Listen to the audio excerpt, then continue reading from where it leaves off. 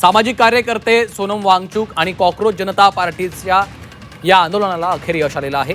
केंद्रीय शिक्षण मंत्री धर्मेंद्र प्रधान यांनी राजीनामा दिला आहे। शुक्रवारी मध्यरात्री JP नड्डा यांनी रुग्णालयामध्ये सोनम वांगचुक यांची भेट घेतली होती। त्यानंतर वांगचुक यांनी 26 दिवसांनी आपलं उपोषण सोडलं, पण दिल्लीमध्ये कॉकरोच जनता पार्टी आंदोलनावर ठाम होती। जोपर्यंत शिक्षण मंत्री धर्मेंद्र प्रधान राजीनामा देत नाहीत तोपर्यंत देशभरात आंदोलन थांबणार नाही, असा इशारा त्यांनी दिलाय। त्यानंतर अखेर आज केंद्रीय शिक्षण मंत्री धर्मेंद्र प्रधान यांनी सोशल मीडिया प्लॅटफॉर्म Xवर पोस्ट करत आपण राजीनामा देत असल्याची घोषणा केली आहे।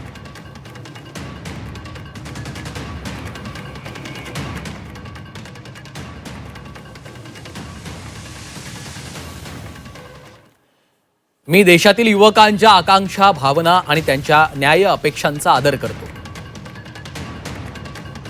परंतु 3 मे 2026 रोजी झालेल्या नीट UG परीक्षेत अनियमितता समोर आलेली आहे। भारत सरकारनं त्वरित दखल घेतली, प्रकरण CBIला चौकशीला सोपवलं, परीक्षा रद्द केली आणि पुन्हा परीक्षेची तारीख जाहीर केली। पहिल्या दिवसापासून मी याची जबाबदारी स्वीकारली आणि या परिस्थितीपासून कधीही तोंड फिरवलं नाही। कोणत्याही विद्यार्थ्यांची परीक्षा माफियामुळे वाया जाऊ द्यायची नाही, अन्याय होऊ द्यायचा नाही, हा माझा संकल्प होता। गेल्या 10 दिवसातल्या घटना पाहून मी दुःखी आहे। हे माझ्यासाठी वैयक्तिक प्रतिष्ठेचा विषय नाही। भारताची युवा शक्ती हीच या देशाची खरी ताकद आहे। देशातील युवा शक्तीला भ्रमाच्या चक्रव्यूहात अडकू द्यायचं नाही, हाच माझा संकल्प आहे।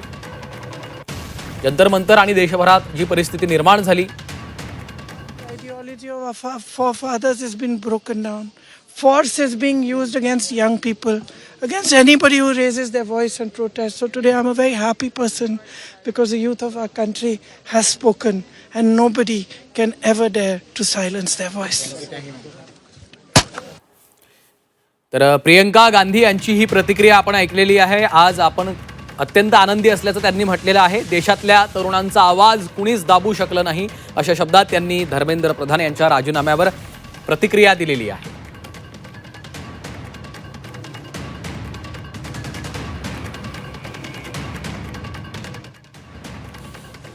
हेलो एवरीवन, आप सबको बहुत बहुत बहुत बधाई। हमारे देश के युवाओं को, जेनजी को बहुत बधाई। बहुत खुशी की बात है, आप लोगों का संघर्ष रंग लाया। धर्मेंद्र प्रधान को अल्टीमेटली इस्तीफा देना पड़ा। ये पूरी डेमोक्रेसी की बहुत बड़ी जीत है। हमारे देश में लोगों का जनतंत्र से भरोसा ही उठ गया था। लोगों को लगने लगा था कि सरकारें सुनती नहीं है।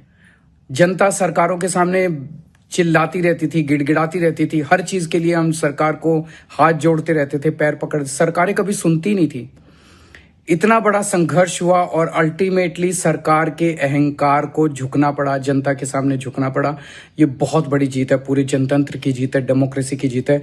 और सरकार को भी अब समझ लेना चाहिए कि आपको जनता की सुननी पड़ेगी। ये डेमोक्रेसी है, democracy is by the people, of the people, for the people. मैं उम्मीद करता हूं कि सरकार नीट के सिस्टम को ठीक करेगी ताकि अगली साल अब से पेपर लीक होना बंद हो जाए इस देश के अंदर। अब हमारे बच्चों को आत्महत्या ना करनी पड़े। जय हिंद।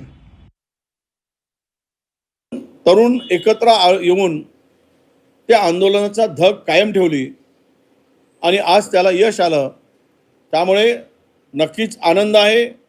मी सांगितलं की जेनजीचा विजय आहे, हा कॉकरोच पार्टी नावाची जे काही संघटना झाली त्यांचाही आहे, राहुलजी गांधीच्या खंबीरपणे जेनजीच्या मागे उभं राहण्याचा त्याचाही परिणाम आहे, वांगचुक यांनी केलेल्या आंदोलनाचा परिणाम आहे। आणि यातून हे आंदोलन काही आता थांबणार नाही। हे आंदोलन देशभर नेपाळ आणि श्रीलंकेसारखं रूप धारण करेल अशी भीती या सरकारला वाटली।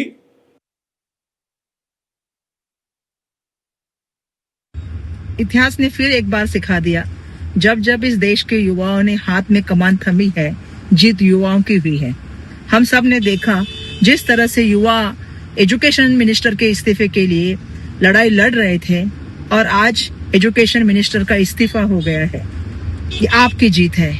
मैं सबसे कहना चाहूंगी कि एजुकेशन सिस्टम के सुधार के लिए, हम निर्धार करने के लिए आइए हम लोग सब लोग 4 बजे जो है बांद्रा के बैंड स्टैंड के जो है एम्बी थिएटर है वहां पे मिलते हैं और साथ में वापस एक बार निर्धार करते हैं कि इस देश के संविधान को बचाने के लिए, शिक्षा को बचाने के लिए साथ में मिलके राष्ट्रगान गाएंगे और साथ में लड़ाई करेंगे।